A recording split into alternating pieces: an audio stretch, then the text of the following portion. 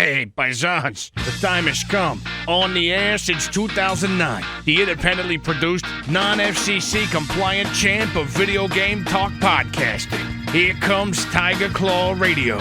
Here's your host, Critical Failure. Welcome everyone, it's time for Tiger Claw Radio yet again. Got some chip tunes lined up, we're going to party, we're going to talk some video games, going to talk some Commodore 64. And whatnot. My apologies to Paul Messier, who was supposed to be on TCR this week, and we just couldn't make it because of scheduling conflicts. Hopefully we'll be able to get him on next week. He's developing a board game called Vanguards of the Lost Lands, which I've been lucky enough to play test with him on Tabletop Simulator. So here's hoping I can get him on here to talk about his project a little bit. Apart from that, got some video games, got some chiptunes. We're going to have a great time. Stick with us. You're listening to TCR.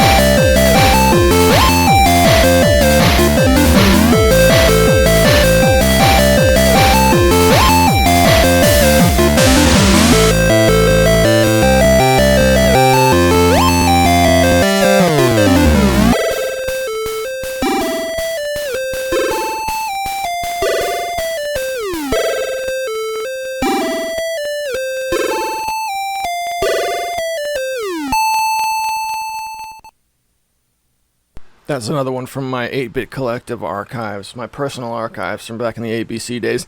That's Trey Frey, and the track is just called LSDJ.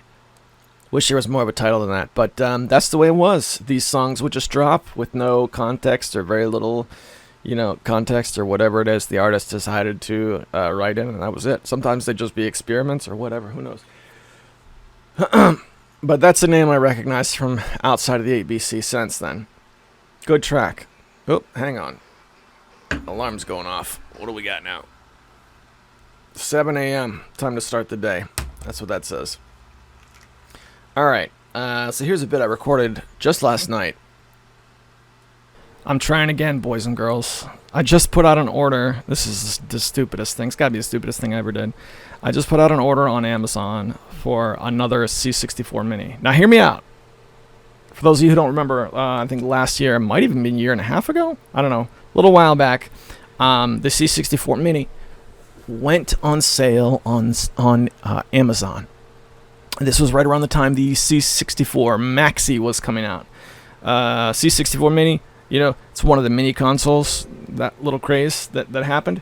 But for the Commodore 64, right? That makes sense. C64 Maxi is an entire clone of the Commodore 64. Full size, does the whole bit.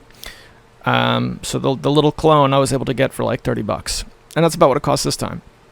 Now, when it initially showed up, there was some serious input lag, but at least like I had seen people talk about that going in. But then the system would just constantly freeze, and there were UI problems. I would try and go back to the UI, and it would lock up, and I was getting a lot of problems that other people were not talking about. So I was more inclined to think something was going wrong with my unit. Now, at the time, I was on a big C64 kick. I'd been reading a lot about it.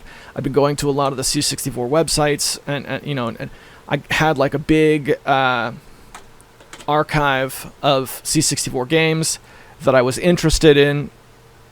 But that all kind of came to a halt with this machine not working the way it was supposed to. The game I was most interested in, by the way, was one of the Barbarian games. I think it was the first Barbarian. Might be Barbarian 2, but this just simple one-on-one axe chopping, slashing action. That's a good game. And then also I came across a C64 version of the classic game Portal. Yes, they made it a side scroller. They added some weird mechanics, and they made it work. I was into it. I was into the C64. But that died with this machine. So fast forward to just today. So here's old CF. And I'm clicking around, trying to see what's going on. Now, a couple episodes back, we were talking about retro news and how I think that's a bit of a misnomer. When you talk about news related to retro games, the only real news that I'm interested in is new game has come out for old system. I think that's consistently a good story, because that's what we loved about the original systems, right? Was the games, and that's in some cases things that are still being done today. Newsworthy.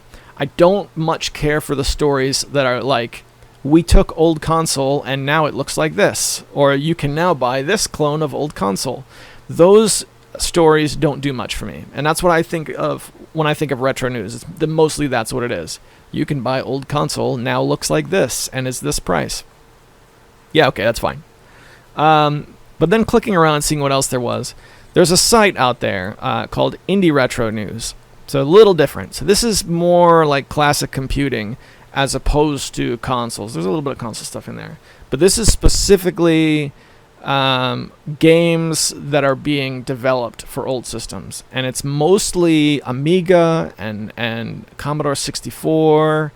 And what else have we got here? Amiga again, ZX Spectrum. ZX Spectrum.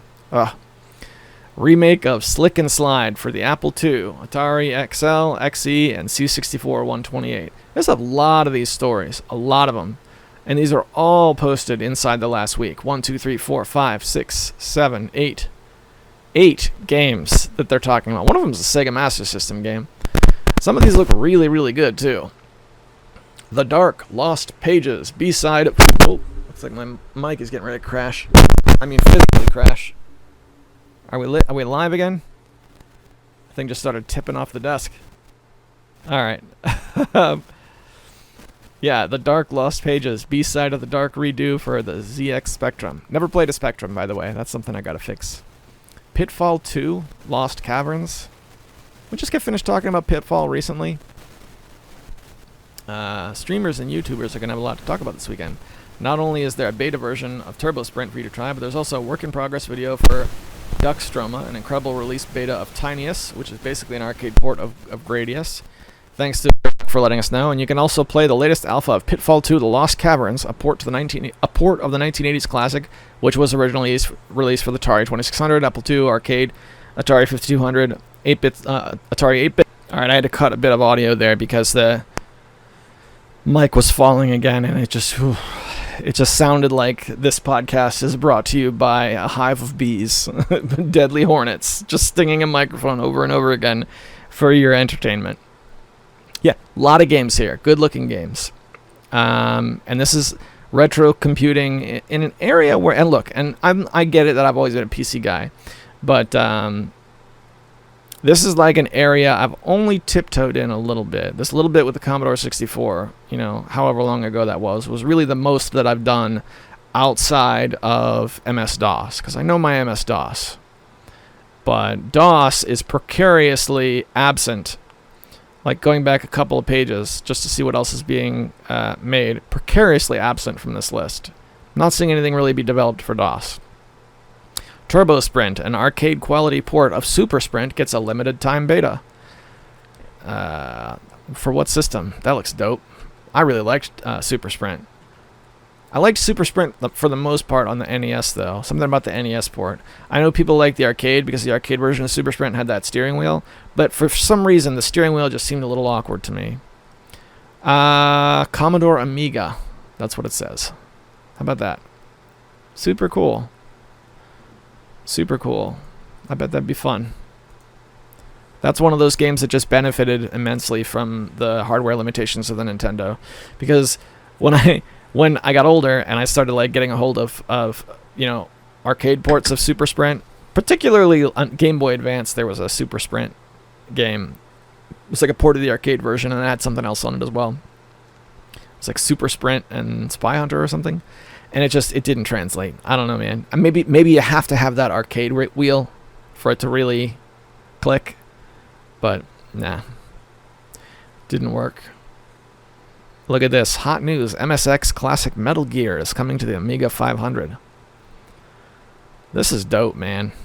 This is one of those times where you follow. It's very rare it happens, but it does happen. And I think everybody's experienced it at least once. You follow a link, you look up one little thing, and for whatever reason, that link that you've clicked on has now pulled back a curtain to show you that there's a whole world there. It's an awesome feeling.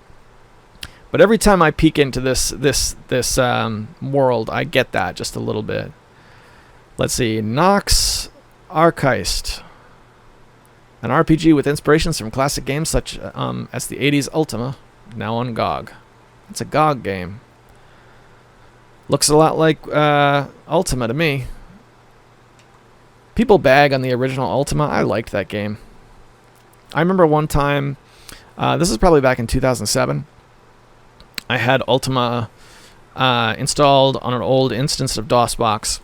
And this is before you could buy it on GOG or anything like that. So at this time, the original Ultima really only existed on the abandonware circuit. So had it installed. I had to open up the the text files with the controls and stuff, and print out a copy of the controls so that I had a list, because I remember the original Ultima, and I imagine the rest of them are like this too. It had a lot of like, you gotta press this key or that key in order to do this specific action that you're gonna have to do an awful lot. So if you don't have that sheet or just know what the keys are, you're not gonna be able to play it. It's not an intuitive, walk right into it kind of game. That just wasn't how video games worked, or at least it wasn't how computer games worked back in those days. But I remember having that printout and sitting down with Ultima for the very first time in sort of like this in-between sort of era. Because you got to remember, 2007, a couple of things were happening. YouTube was already around, I think, but it wasn't the beast it is now. To give you some perspective, me always being like a generation or two behind, I had a CRT computer monitor at the time. I'm pretty sure I had a CRT computer monitor. And that was when, I had a CD-ROM drive in my computer, and I knew that technology was already outdated, but that's what I was using if I wanted to play a game on that thing. And that was when I really sunk my teeth into Ultima, and it felt really good. It felt really open for a game that old, which is pretty funny, because even today they're making games that are supposed to be wide open world sandbox games, and they feel more on rails than the original Ultima. I don't know. Technically, you could counter that by saying the original Ultima was too open and therefore very difficult to find the next thing to do. But I remember being very taken with it, despite it being a game that people bag on. But that's Ultima. Let's get back to the Commodore 64. So that's it. So I just ordered this thing, knowing the last one that I got did not work well at all, and I'm just hoping that this works better. They're on sale again. Ticket price is $28, and then there's some tax, so it ends up being about 30 or so. I just got the C64 Mini, that's the unit with the non-working keyboard and the controller, and that should be it. And now I have a pretty good idea what these things are supposed to do. I know they have a limited library, and they do allow you to sideload games, but it's very limited. Like, you can only sideload one at a time or something like that. And then there was an update which fixed that, but you have to update the firmware, which can be something, somewhat of a little bit of a challenge. I don't know. I'm trying the Commodore 64 again. I think there's fun to be had there. And I'm not willing to pay. It's not that I'm not willing to pay for an original Commodore 64, but if I'm getting a C64 Mini and that experienced a failure, imagine the failure rate of authentic Commodore 64 hardware. I mean, that thing could have, belts and stuff broken on it. It could show up and everything could work fine, but then I'd have to find some way to get my games going. Would be fun, though. Would be fun. So that's it. So that's my next foray into classic gaming, which should be fun, because I'm gonna be perfectly honest. I needed some something new to sink my teeth into. Back again in the studio. Let's revisit the archives one more time. So I think last week we played "Miss You, Mr. Mouse" from Dandruff, which is like, guy said he was gonna make making songs about this cartoon mouse, and he only made 2 of them. Well, let's play the other one. This is Mr. Mouse in Space from Dandruff on TCR.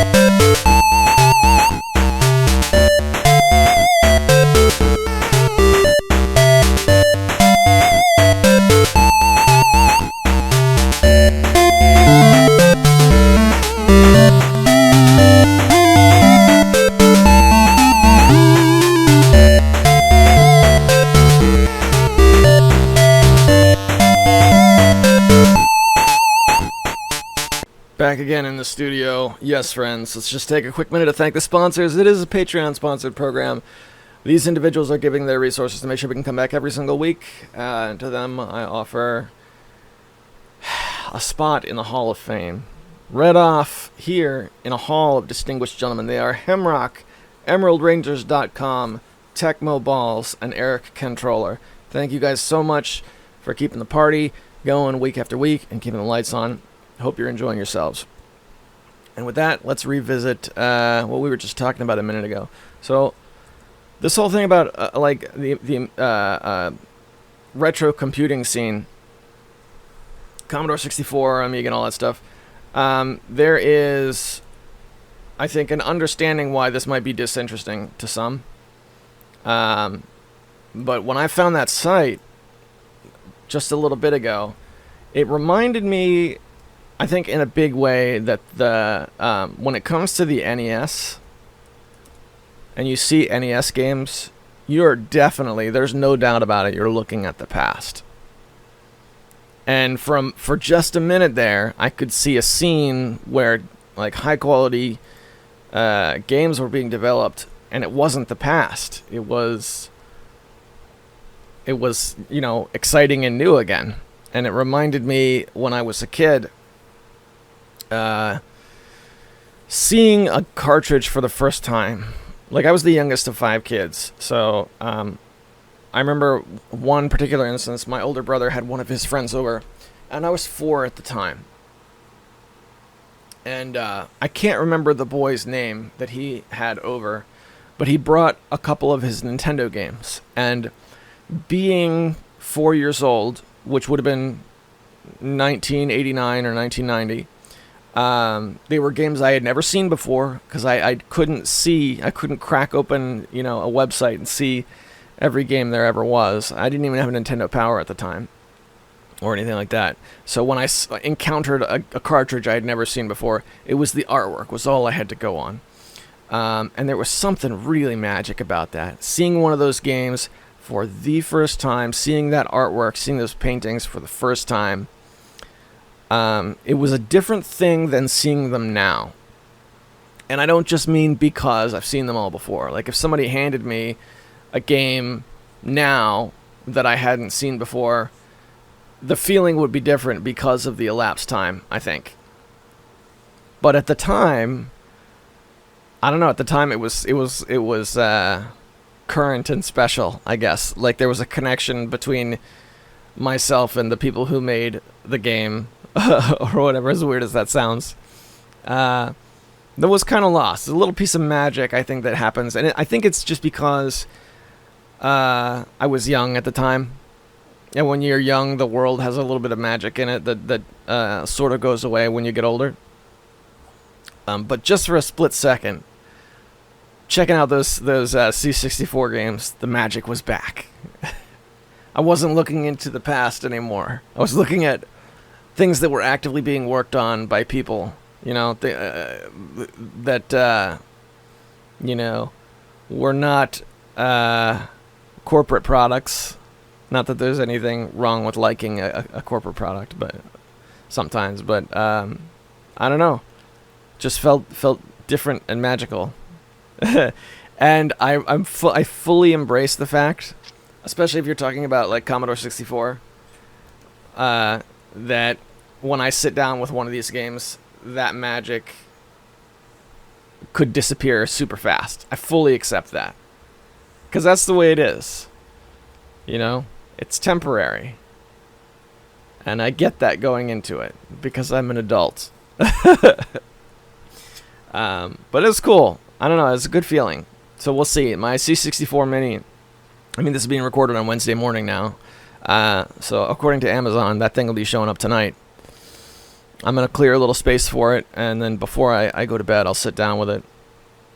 And that should be a good time. I'm looking forward to, assuming everything works and is fully playable, I think I'm looking forward the most to playing Impossible Mission. Which is what I was looking forward to playing last time, and it didn't really work out. But this time I don't have the illusions of, oh yeah, I'm going to put 1 million games on it and it's going to be the C64 machine. No. At this point, I just want to play those pack-in games. There's like 25 pack-in games or something. And you can load games on it. It is a possible thing. But just give me that controller. The first one I had, I ended up returning. But before I returned it, the joystick that it comes with it's a USB joystick. So I ended up getting a C64 emulator on my computer, and I used that C64 joystick on an emulator, and I was able to play that way with no lag, and it was a lot of fun. It really was. So, if the system shows up and just doesn't work, or if there's too much input lag for it to really be playable, because that's another issue. Impossible Mission, like that, there's some precision platforming involved in that game, and you can't do that with input lag. At least not with big time input lag.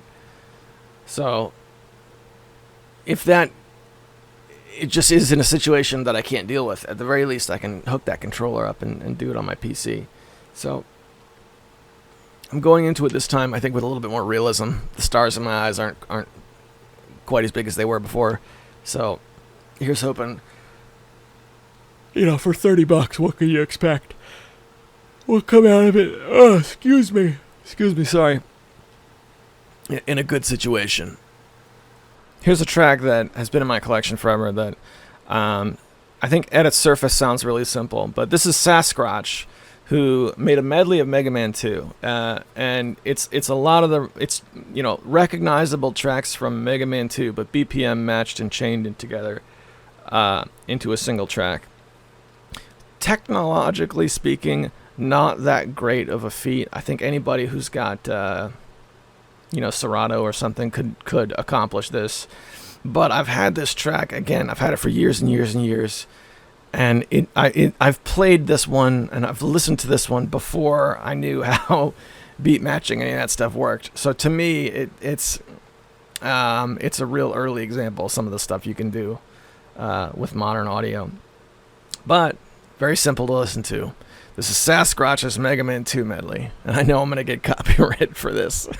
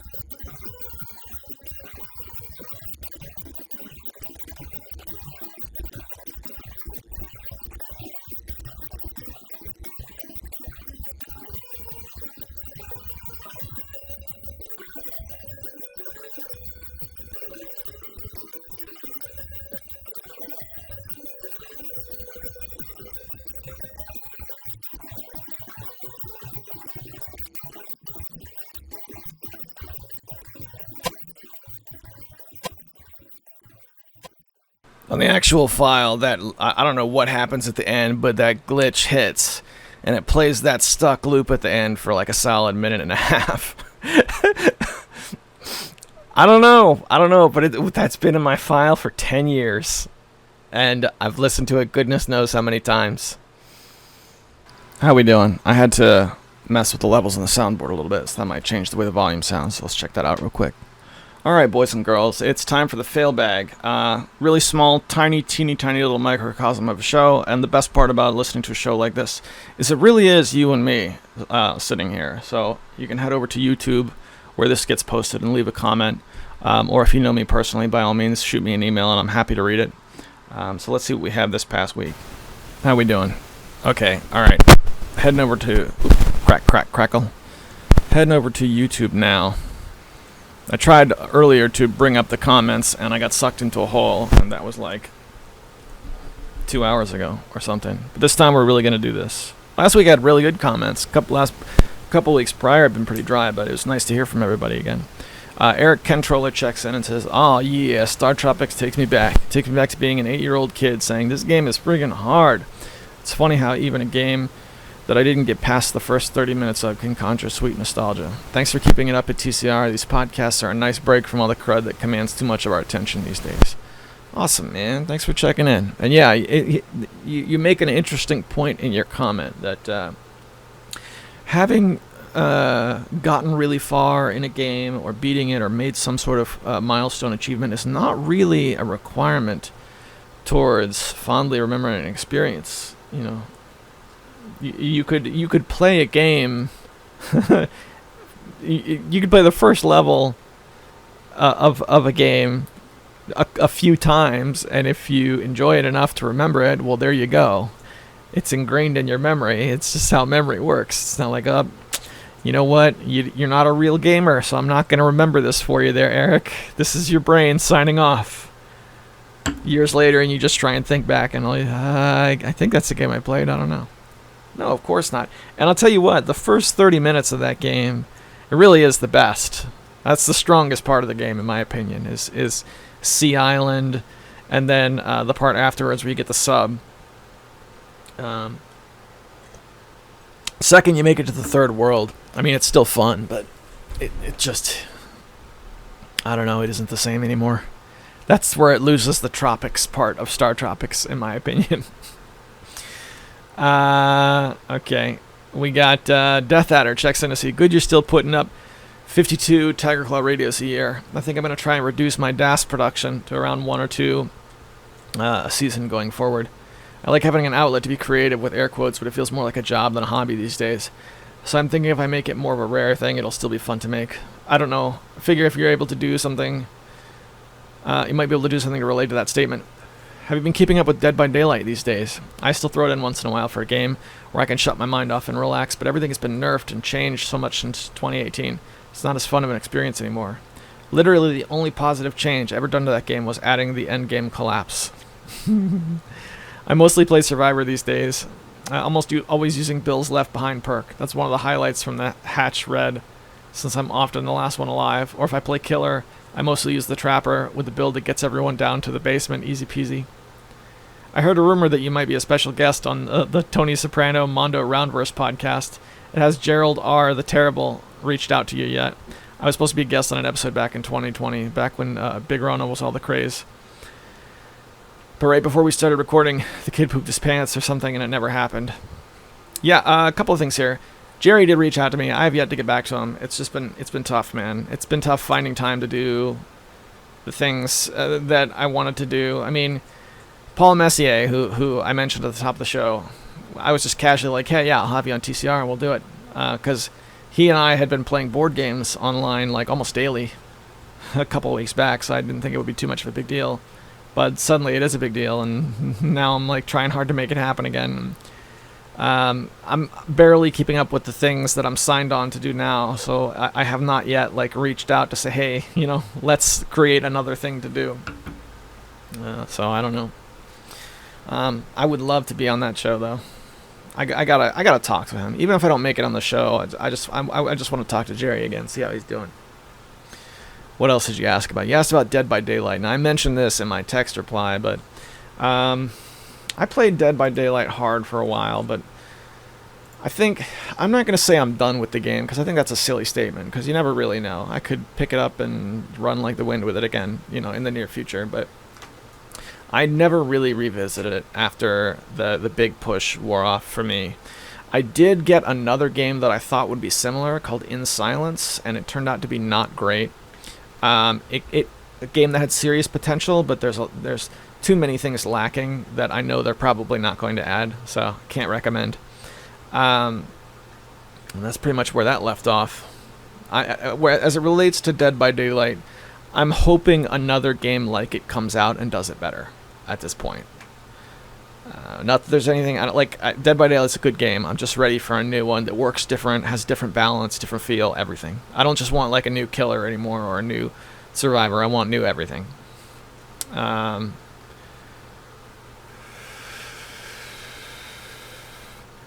think that's everything. Oh yeah, the first question you talked about, like it being more of a job if you're doing a lot of them. Yeah, that can be true. In my case in particular, I keep it that way on purpose to keep myself from withdrawing, because if I'm forced to do it every week, then I'll keep doing it. And a lot of times, especially over the last month, what I'm noticing is I'll have to force myself to make the show happen, but then once I actually sit down and record, because I've forced myself to make it happen, something good really comes out of it, and I'm able to make something good.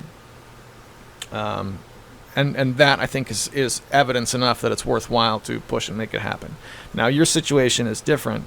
Dropping to 1 or 2 just so that you have the creative outlet, but it's still not an obligation, that's a great idea. There's nothing wrong with that at all. It's just, I don't know.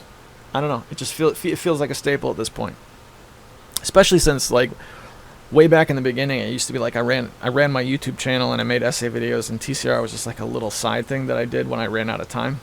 But now, like, my YouTube essay videos have disappeared. I don't make them anymore. So without TCR, then I'm essentially no longer a content creator on the internet anymore. I still like to have my say on things, even if it's uneducated or at times dumb or self-contradictory. TCR existing still gives me a place to have my say, and that's enough, So I don't know if that response made sense or not, but that's what conjured up in my head when I read your comment. Hope you're doing well, man. Thanks for checking in. Got 2 more. One from Mecha Menace, who writes, that first Star Tropics track would fit well in a Kirby game. I didn't have an NES, but I knew the game from reading that NP with a parrot on the cover and always seeing it in KB Toys. It's another series Nintendo could dig up, but they tend to fall back on their big 4 all the time. I guess you could add Smash Brothers to that list too. That's Mario, Zelda, Pokemon Smash, and Metroid, Donkey Kong, Kirby. Yes, I cheat. So, no other Nintendo games exist. Hey, Nintendo still have tried and true a rest.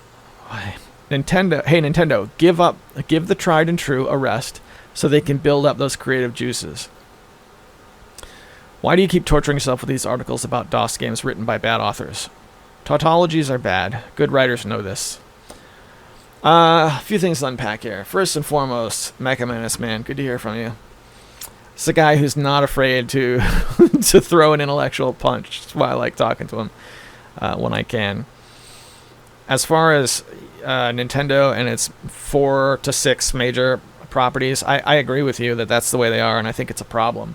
One thing I could say about them is they're able to use those 4 to touch on other things. Like, for example, they could make it like they could do something in Smash for Star Tropics or something. I don't know. They could make it work. And they do step outside occasionally, rare occasions that it does happen. One example I would give would be back in the Wii era when they made the Wii version of Punch-Out. That was a big step outside of the comfort zone as far as I'm concerned, because there was no Punch-Out on the 64, right? But that's one example, right? And then we have Metroid, which I think also skipped that generation, the 64 generation. And then when that finally came to the Wii, that was Metroid Other M, which is the one everyone hates. I don't know. They risk creating a stinker when they do that. But to their credit, they have created a couple of franchises that I think just don't think appeal to the rest of us because it's not for our generation. Okay, well, Splatoon I think is a good example. People like Splatoon. I have no interest in Splatoon because I don't think it targets me. It doesn't really have anything that, piques my interest. But I think today's kids will remember Splatoon similar to the way we think of like a Zelda or something like that. I think it's going to be really in there with today's kids once they're old enough to be looking back, which is a weird thought, Guys like you and me will look at Splatoon and immediately our knee-jerk reaction will be, no way, the quality just isn't there. And that is honestly how I feel when I look at it. The quality isn't there, the creativity isn't there. It's just, it doesn't have what Zelda had. It doesn't have what the old Mario had. Well, maybe that's true. But it's not for us, though, is it? It's for today's kids. And that's where Nintendo is. I don't think they necessarily can create something that would mean as much to us as they're main for. I don't think they possess that ability anymore, which is a weird thing to say. I don't know. Maybe that's not a fair thing to say. Because Breath of the Wild certainly captured our generation, didn't it? A lot of the older guys, now I never played it, but a lot of the older people around our age bracket played it and were like, yeah, man, it's just like back in the day. It feels good. Not saying it's a perfect game, because there were also plenty of complaints about it, and you could break it down into the minutia of why it doesn't stack up. But one thing is for sure, there was a good amount of people who played that game and then were able to lean back, even if only for a minute, and say, yeah, it feels good, man, just like back in the day. Just a few things. Oh, and as far as the DOS articles are concerned, I know the articles are bad, but the point of reading that one is, hey, these are old games that you haven't thought about in a while. That's the whole point. So I guess, to be fair, they can be bad and still accomplish what they're supposed to do. Whereas if you read like a nice article, then there's a certain amount of analysis that goes into what you expect to get out of it. Whereas in this case, when I read the synopsis of XCOM or something, or Shadow Warrior, really all they need to say is, hey, XCOM and Shadow Warrior, we're good. That's all. Which is good, because that's all that those authors are able to say, apparently. Doesn't mean I'm not going to poke fun at them for it, though. Thanks for checking in, man. Good to hear from you. Hope you're doing well. Hope you're staying safe. Desm101, my good buddy. I really like the Star Tropics. Star Tropics. It's one of those games where you need a guide to make it more playable. It's kind of late in the NES life, but I remember it like a really well-made game. He has a time signature of 13 minutes in. He says, TIE Fighter is pretty incredible if you like space flight sims.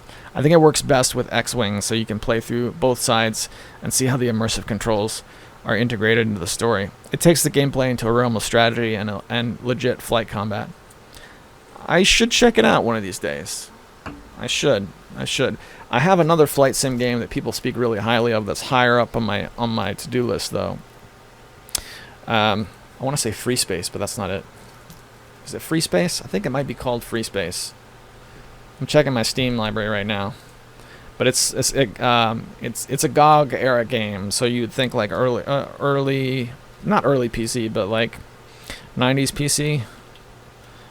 Give me a second here. Yeah, Free Space and Free Space 2, Descent, Free Space, The Great War. People say Free Space 2 in particular is supposed to be an awesome space flight game. From right then, too. Right in that sweet spot era that I like to play at. Interplay. Look at that. Space Game Junkie says Free Space 2 is still the finest space combat simulator you can find, even 15 years after its release. Yeah. Say what you will about Metacritic. Metacritic gives it a 91. I don't know. And it's an old game. Screenshots look old. It's old. That's one I gotta play. Alright, that is the fail bag for this week. My apologies to Paul Messier. I'm gonna do the best I can to get you on, brother. Check out Vanguards of the Lost Lands. If you have Tabletop Simulator, he's pushing 200 subscribers for a new board game. That's really good. And he did an excellent job with it, so great game. Hopefully I can get him on here and we can go over it a little bit. Also, my apologies to Hemrock, because speaking of board games, Sid Meier's Alpha Centauri, of course, we play by email, and I think he's been waiting on me for like a week or two plus now, or more. I didn't even realize it was my turn, and now that I know that it's my turn, I have not yet had the chance to go back and do it, so sorry for holding things up. with that, boys and girls, that's going to be the episode for this week. It's another shorter one. We're down to 45 minutes. That's not so bad. I'm liking the idea of keeping them shorter, but a little bit more direct and succinct. I think that's working well. So let me know what you think. Just a few words of encouragement before we hang it up for the week. Whatever happens over the next 7 days, can't promise it's going to go well. I can't promise things are going to go the way you think they are. But whatever does happen, make sure you keep at it and don't give up. Because not giving up is the only way we have any shot, right? Take care of yourselves. I'll see you next week.